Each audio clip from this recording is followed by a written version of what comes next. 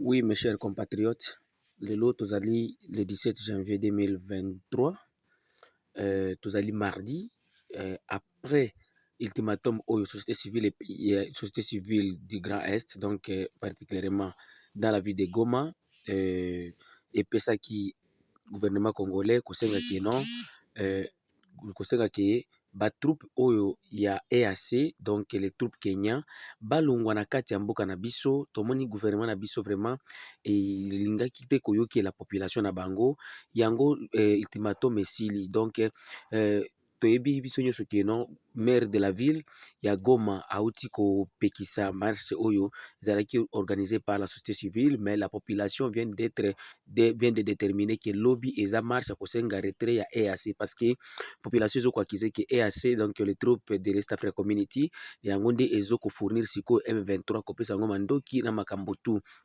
Alors maloba oyo te na kati ya minoko ya biso moko ya biso la voix de Kivu te, mais tokende koyoka bato ya société civile ba force vive ndenge bauti koconfirme na micro na bino ya la voix de Kivu ke non lobby marche ezali maintenu, et puis basengi ke soki président akoki te a démissionné tolanda. Oui, journaliste. Donc, nous sommes en train de confirmer que le mercredi 18 janvier 2023, c'est le lancement des manifestations populaires. C'est ainsi que nous sommes en train d'appeler toute la population à une mobilisation générale contre les silences coupables des dirigeants congolais face à l'occupation d'une partie du territoire congolais par le Rwanda. Parce que vous le savez, l'Est est considéré aujourd'hui par nos dirigeants, mais aussi par les Nations Unies, comme un abattoir, un terrain d'entraînement pour les armées étrangères. C'est que nous sommes en train de dénoncer l'ennemi massacre à ciel ouvert les Congolais à l'est de la RDC. Et ça, c'est en présence de ceux-là à qui le régime de Kinshasa a fait appel pour aider à restaurer la paix et la sécurité dans cette partie de la RDC. Mais le contraire, c'est que nous voyons sur terrain, on assiste à un silence coupable,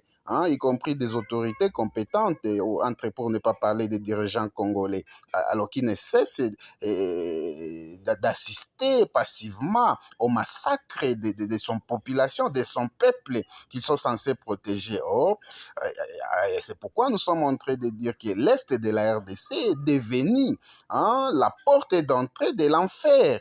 Et ça, nous ne cessons de dire, est-ce que nous avons péché contre les dirigeants de ces pays, les politiciens de ces pays, pour qu'ils puissent sacrifier la population de l'Est au profit de leurs gains au nom des accords qu'ils signent avec leurs partenaires politiques et diplomatiques à travers le monde.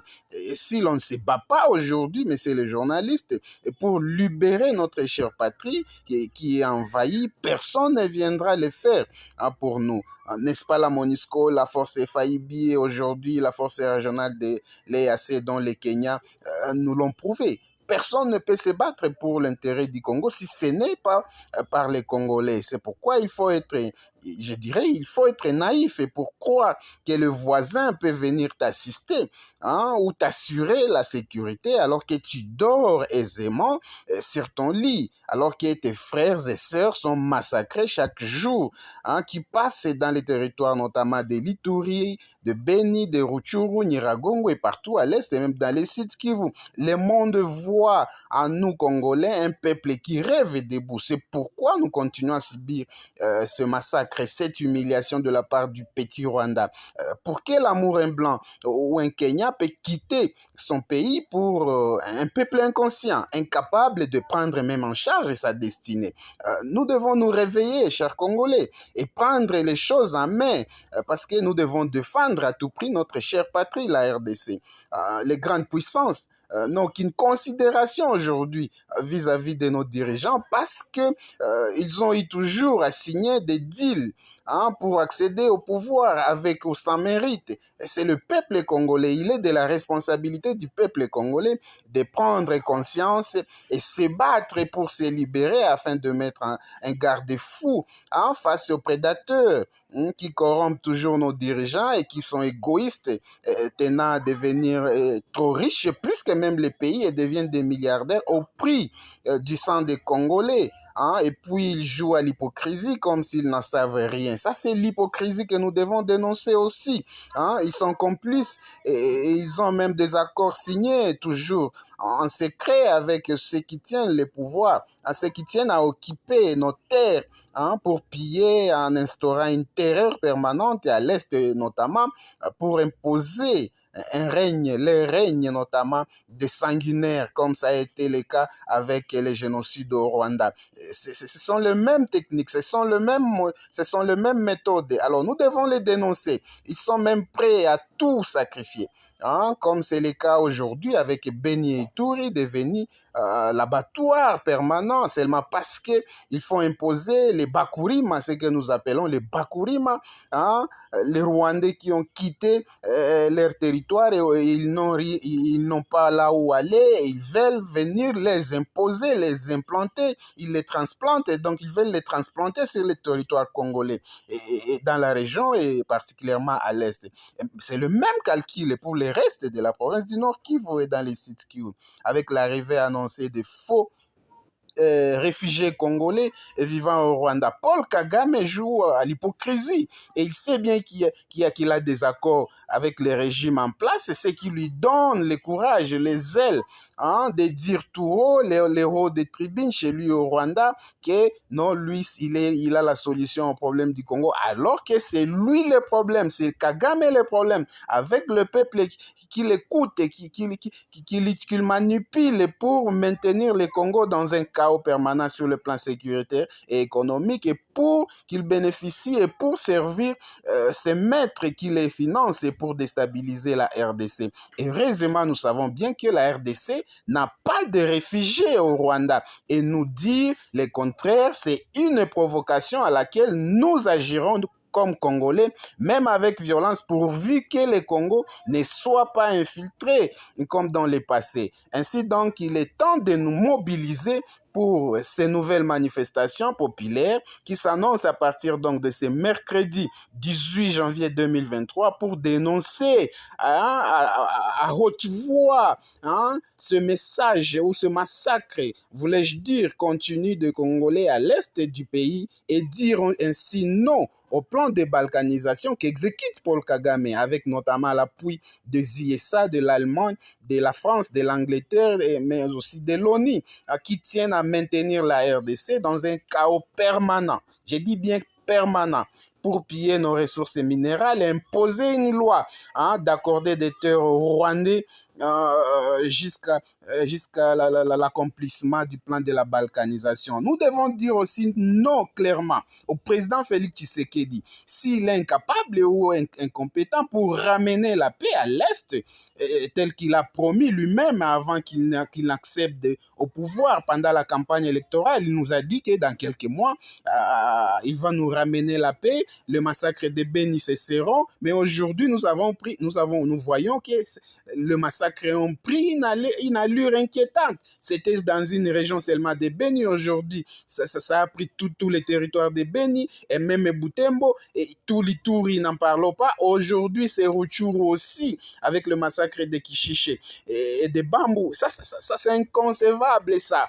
Et le président s'est content de la distraction. Aujourd'hui, il a voyagé encore en Russie pour des colloques et pour des sommets. Et nous, on se demande, est-ce qu'on a un président qui est conscient? Nous disons non. Nous devons dire, s'il n'est pas compétent, s'il n'est pas capable, qu'il démissionne et qu'il ne vienne pas en 2023, en décembre de cette année, pour nous demander un second mandat, parce que toutes les promesses qu'il a faites aux Congolais, il n'a rien tenu. pas même sur le plan économique, sur le plan infrastructure. Il n'a même construit pas même une école au Nord Kivu. Et nous disons non, on ne doit pas continuer à nous manipuler, à manipuler les Congolais comme si nous étions leur papier mouchoir, leur papier de toilette à utiliser, puis rejeter. Ça, nous devons dire non. Hein? C'est-à-dire, il n'a pas droit à un second mandat si il ne termine pas cette insécurité telle qu'il a promis, parce que après le départ de Kabila, nous, on croyait comme on a un président entre guillemets, qui est patriote, on savait que peut-être qu'il y aura le retour de la paix et la sécurité à l'Est. Mais nous voyons la situation s'est dégradée du jour au lendemain. Donc, nous devons apprendre.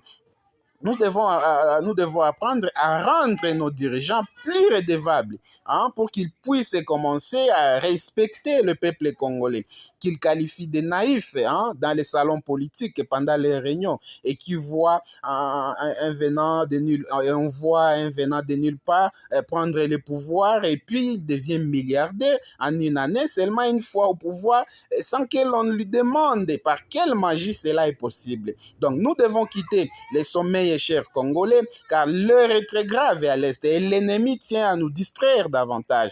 Alors que c'est la patrie, hein, c'est la RDC qui est en train de partir.